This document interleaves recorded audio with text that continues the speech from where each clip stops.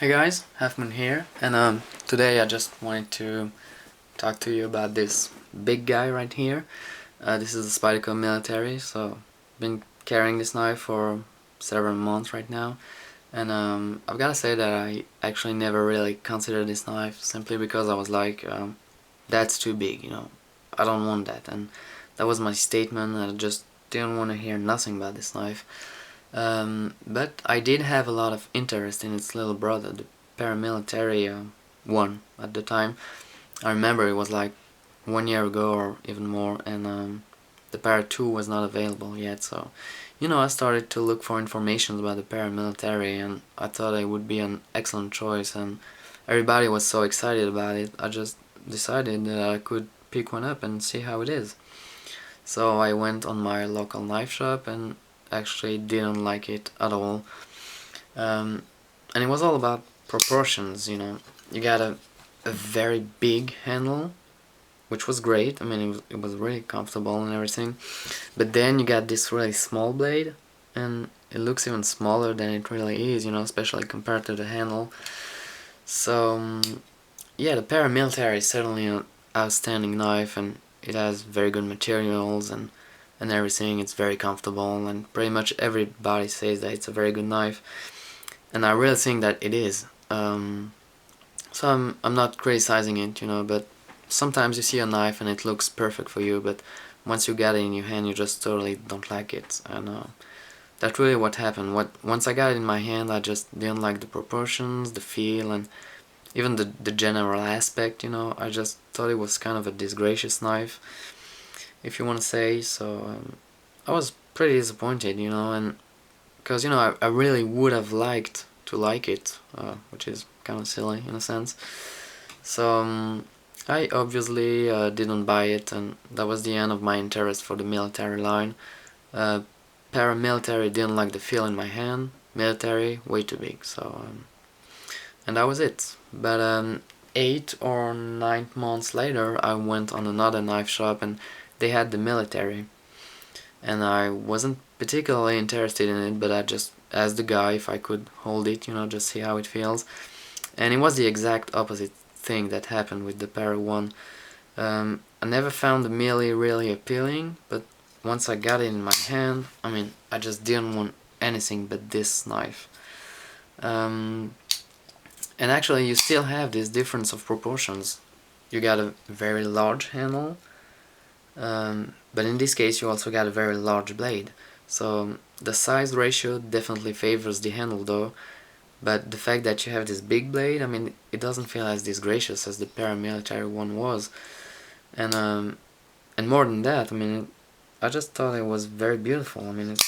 It's a pretty beautiful knife. It's a pretty well made and well proportioned knife after all. So I'm extremely happy with it, and if there's only one thing that you should remember after watching this video, is that you definitely shouldn't let this big thigh thing turn you away from this knife.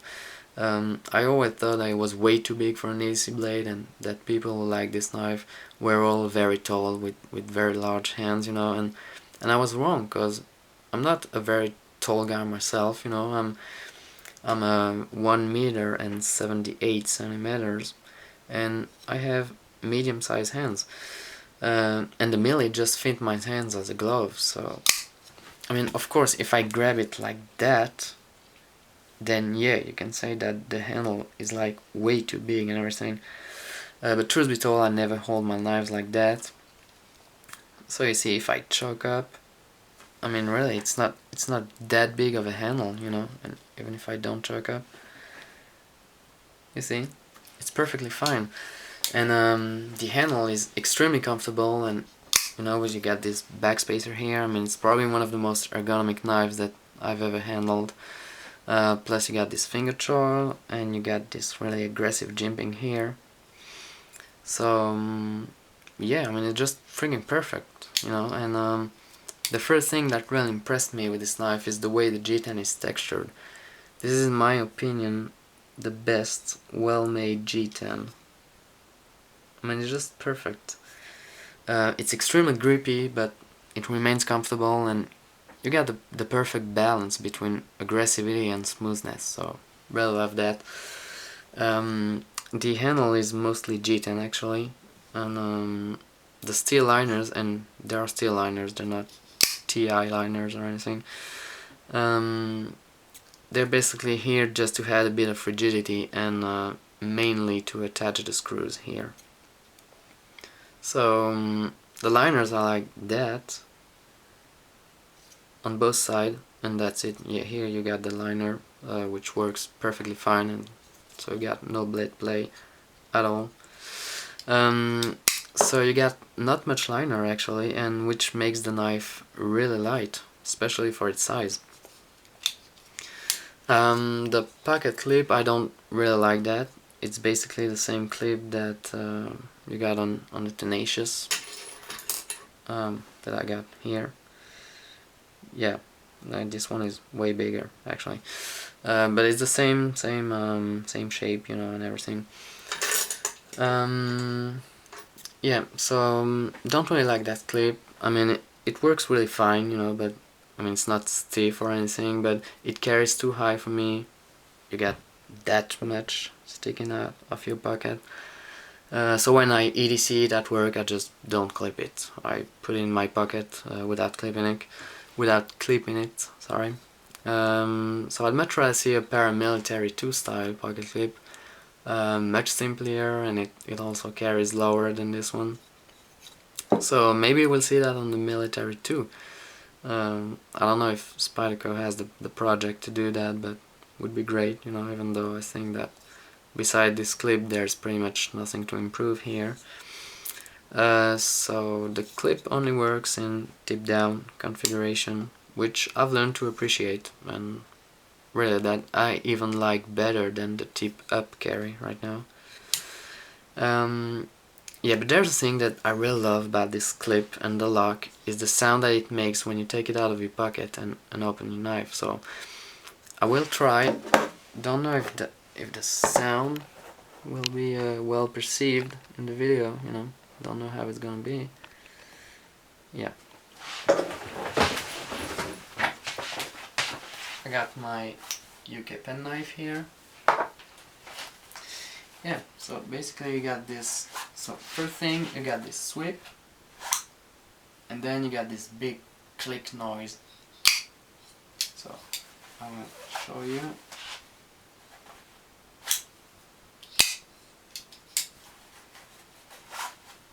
I mean, really, I just love this noise, and sometimes I just, you know, open it to open it. So I take it out of my pocket, open it and put it back, and not even to use it. I really love that. Yeah, I don't know how it will be perceived on the video, you know, the sound. I don't know if you will hear exactly what I hear myself. Yeah, but let's talk about the blade. It is made out of S30V steel, which is an awesome steel, you know, except when you try to sharpen it, then it just becomes a nasty bitch, if you want to say. Yeah, but very good edge retention. It's a premium steel with very good capabilities, and you got a full flat ground, which I really appreciate. Just note the perfect blade centering here. Always appreciate that. Yeah, so short resume here. Pretty much everything is just perfect here with this knife. There's only one thing that I do not understand is why did they call it military? I mean, when I think about the word military, I think about a Strider or an Emerson or Zero Tolerance, you know, something beefy and extremely solid and that has a big fat blade thickness here and everything. And I'm not a soldier or even anything close to that, but I just don't see what is so military in this Spyderco. It has a very fine tip and not much liners and these pretty small screws here. You know, I just don't think it really fits to the idea that I have of military stuff, I want to say. But I really consider this knife not as the ultimate soldier's knife, but much as the ultimate slicer, because it is simply the most phenomenal slicer that I have, and it came scary sharp out of box, which is obvious for a Spyderco, but this one specifically. And you can slice with ease through anything.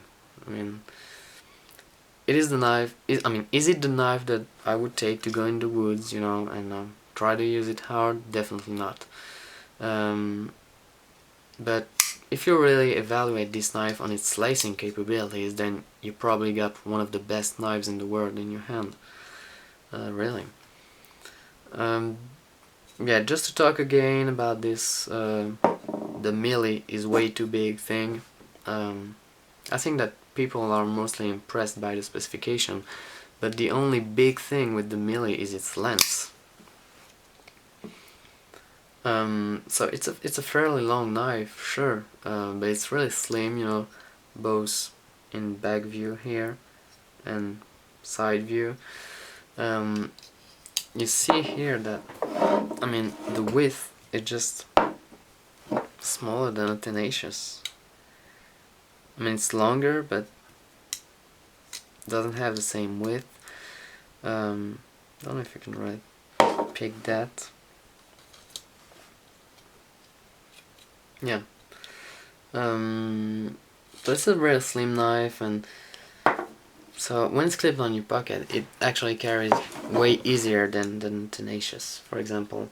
That you wouldn't consider to be a big knife simply because it doesn't have a big length.